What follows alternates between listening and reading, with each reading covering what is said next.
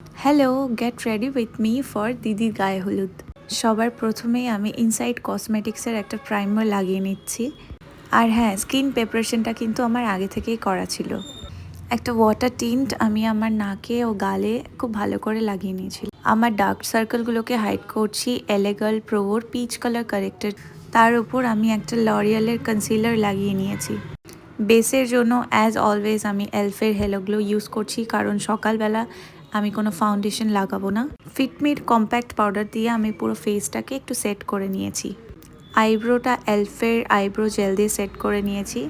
আজকে আমি ভেবেছিলাম চোখে একটু টানা টানা করে কাজল পরবো।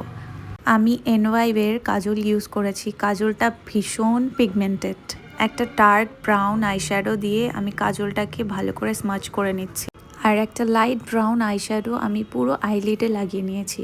তারপর অল্প করে ব্লাশ, লিপস্টিক লাগাচ্ছি আমি এনওয়াইবের এই দুটো লিপস্টিক মিক্স করে।